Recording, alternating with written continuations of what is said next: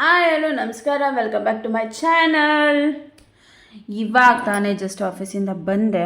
ಅಂದರೆ ಆಗಲೇ ಒಂದು ಅರ್ಧ ಮುಕ್ಕಾಲು ಗಂಟೆ ಆಯಿತು. ಬಂದು ಮನೆ ಕೆಲಸ ಎಲ್ಲ ಮಾಡಿ ಪಾತ್ರೆ ತೊಳೆದು ಇವಾಗ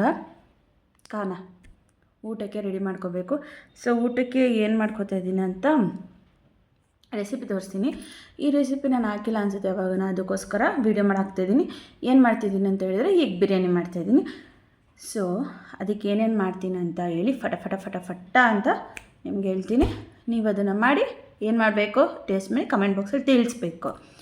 ಸರಿ, ಇವಾಗ ರೆಡಿ ಮಾಡ್ಕೊಳ್ಳೋಣ ಬನ್ನಿ. ಈರುಳ್ಳಿ ಕಟ್ ಮಾಡ್ತಾಯಿದ್ದೆ, ಅದಕ್ಕೆ ಕಣ್ಣೆಲ್ಲ ಉರಿತಿದೆ. ಈ ಥರ ಆನಿಯನ್ ಕಟ್ಟರ್ ಇತ್ತು ಅಂತ ಹೇಳಿದರೆ ತುಂಬ ಸುಲಭ ಆಗುತ್ತೆ. ಏನಾದರೂ ಅರ್ಜೆಂಟಲ್ಲಿ ಕಟ್ಟೆಲ್ಲ ಮಾಡ್ಕೋಬೇಕಂತ ಅಂದಾಗ, ತರಕಾರಿನ ಕಟ್ ಮಾಡ್ಕೋಬೇಕು ಅಂದಾಗ.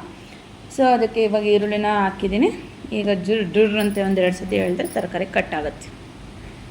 ಈಗ ಈರುಳ್ಳಿ ಎಲ್ಲ ತೆಗೆದು ಒಂದು ತಟ್ಟೆಗೆ ಟ್ರಾನ್ಸ್ಫರ್ ಮಾಡ್ಕೊಂಡು ಇವಾಗ ಟೊಮೆಟೊನ ಹಾಕ್ಕೊಂಡು ಮತ್ತೆ ಎರಡು ಸತಿ ಫಟಾಫಟ್ ಅಂತ ಅದನ್ನು ಹೇಳಿದ್ರೆ ಕಟ್ ಆಗುತ್ತೆ.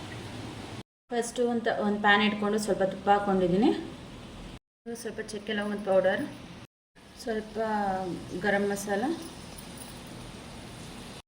ಸಣ್ಣಕ್ಕೆ ಸೀಳ್ಕೊಂಡು ಅದನ್ನು ಇವಾಗ ಅದರೊಳಗಡೆ ಹಾಕ್ಕೊಂಡಿದ್ದೀನಿ.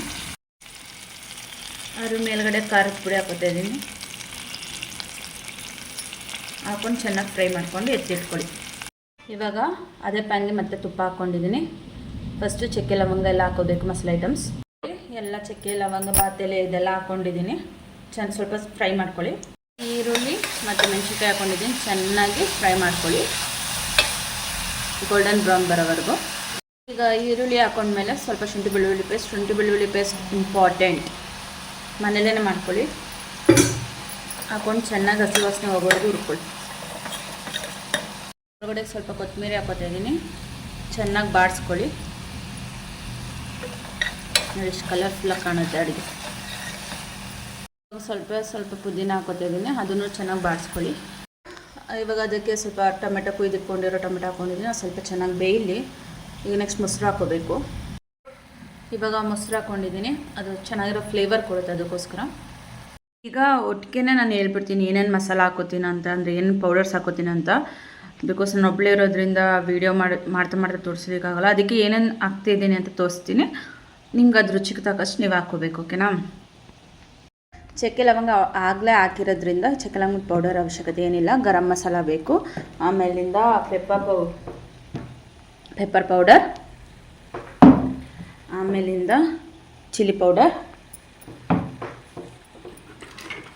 ಕೊರಿಯಾಂಡರ್ ಪೌಡರ್, ಮನೇಲಿದ್ದರೆ ಬಿರಿಯಾನಿ ಪೌಡರ್ ಇದ್ದರೆ ಈ ಥರ ಆಗಿರುತ್ತೆ. ಇದಕ್ಕೆ ಅಕ್ಕಿನ ಹಾಕ್ಕೊಳ್ಳಿ. ಇವಾಗ ಸೀಟಿ ಬಂತು, ತೆಗೆದು ಮಿಕ್ಸ್ ಮಾಡಿ ತಿನ್ನೋದು. ಈ ಥರ ಆಗಿರುತ್ತೆ. ಇದನ್ನು ಮಿಕ್ಸ್ ಮಾಡೋಣ ಬನ್ನಿ. ಮಿಕ್ಸ್ ಮಾಡಿ ತೋರಿಸ್ತೀನಿ ಹೇಗೆ ಬಂದಿದೆ ಅಂತ. ಮಿಕ್ಸ್ ಮಾಡಾದ್ಮೇಲೆ ಈ ಥರ ಆಗಿದೆ. ಅದ್ರ ಮೇಲೆ ಆಲ್ರೆಡಿ ಹುರಿದಿಟ್ಕೊಂಡಿರೋ ಮೊಟ್ಟೆನ ಇಟ್ಕೋಬೇಕು. ರೆಡಿ. ಸರಿ, ಊಟ ಮಾಡಿ ತಾಚ್ಕೊಳ್ಳೋದು. ನೋಡಿದ್ರಲ್ಲ ಎಗ್ ಬಿರಿಯಾನಿ ಹೇಗೆ ಮಾಡೋದು ಅಂತ. ಅಷ್ಟೇ, ಸಿಂಪಲ್ ಆ್ಯಂಡ್ ಈಸಿ, ಕ್ವಿಕ್ಕಾಗಿ ಆಗುತ್ತೆ. ಟ್ರೈ ಮಾಡಿ ಕಮೆಂಟ್ ಬಾಕ್ಸಲ್ಲಿ ತಿಳಿಸಿ ಹೇಗೆ ಮಾಡೋದಂತ.